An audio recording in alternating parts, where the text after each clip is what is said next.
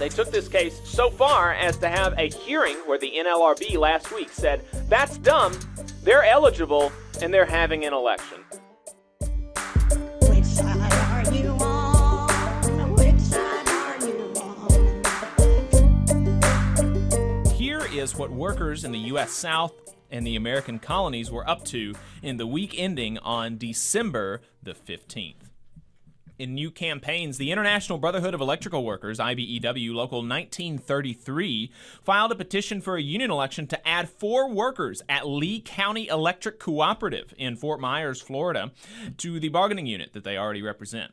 The employer filed for a union election after a majority of 2 different units of unrepresented workers at UPS in Louisville and Campbellsville, Kentucky, showed support for unionization with the general drivers, warehousemen, and helpers, the Teamsters Local 89.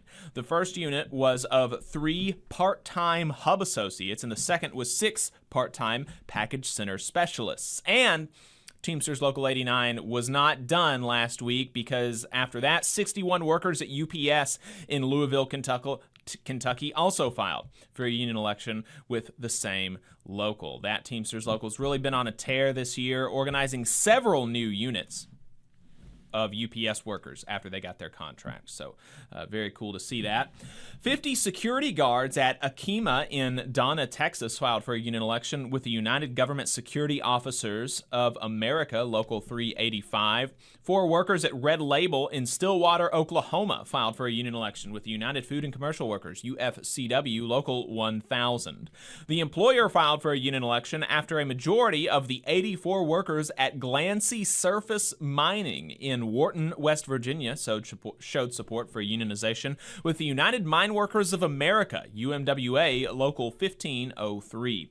46 workers at Ozark Automotive Distributors, doing business as O'Reilly Auto Parts in Forest Park, Georgia, filed for a union election with the Teamsters, Local 728. And workers likely led or pushed by their employer filed a petition to decertify the United Steelworkers, USW Local 13-227, as the union representing the 70 workers at Ogefell Terminals in Seabrook, Texas. We had a campaign update last week, this on a union election at Ascension Hospital in Austin, Texas. This unit of 200 nurses filed for a union election after over 70% of them requested voluntary recognition, but the hospital wouldn't grant it because they are, quote, temporary workers and thus not eligible for unionization, according to the hospital.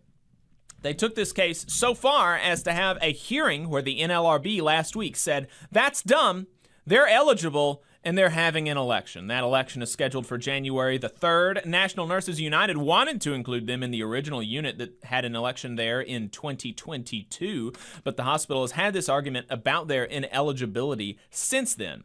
And rather than wait to get this resolved, the union thought it'd be best to go ahead and have an election over the undisputed bargaining unit first. So we're looking forward to seeing their contract when they get it. Had a few election results. Not a great week in election results, unfortunately. 17 security guards at Garda CL East in North Charleston, South Carolina, voted against unionization, 6-10, with the Security, Police, and Fire Professionals of America, SPFPA. 35 workers at ITT Engineered Valves in Amory, Mississippi, voted against unionization, 5-38, with the USW. 22 workers at Keurig Dr. Pepper in Knoxville, Tennessee, voted in a tie, 11-11, in their union election with the Teamsters Local 519. Ties means that the union loses the election. The petition to decertify the Amalgamated Transit Union, ATU, Locals 714 and 1493 as the union representing 12 workers at RATP Dev USA in Greensboro, North Carolina, was withdrawn, meaning that the ATU will remain. 30 workers at Run for Something in Washington, D.C. withdrew their petition for a union election with Workers United. Hopefully, this is because they received voluntary recognition. This is something that has happened to quite a few nonprofits lately. 14 workers at Frame Workers Institute withdrew their petition for a union election with the International Union of Painters and Allied Trades, IUPAT Local 1937. The petition to decertify the Teamsters Local 89 as the union representing 36 workers at Taylor Correc in Campbellsville, Kentucky was withdrawn, meaning that the Teamsters remain the union there. 15 security guards at Walden Security in Washington, D.C. withdrew their petition for a union election with the United States Court Security Officers. And finally, a win. 14 workers at L3 Harris Technologies in Greenville, Texas, voted in favor of unionization 13-1 with the United Automobile, Aerospace, and Agricultural Implement Workers of America, UAW Local 967.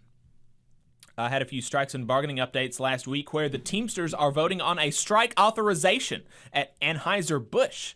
They've been putting on the pressure recently with rallies and public attacks. The current contract expires in February. The Teamsters are taking their strike against DHL in northern Kentucky nationwide, with Teamsters setting up pickets at DHL facilities all over the country, including adding an additional southern picket in Miami. Dozens rallied for Maximus call center workers to receive better pay and benefits, including Congress folks and the international president of the Communication Workers of America, CWA, Cloud Cummings.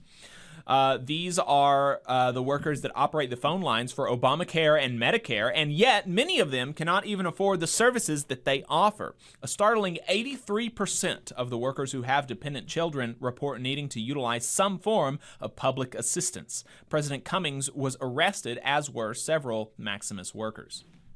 Workers at Synergo's Coffee in Louisville, Kentucky, voted to approve a new 4-year contract with the company after a 6-day strike. The contract including a raise in the minimum starting pay from $8.25 an hour to $10 an hour.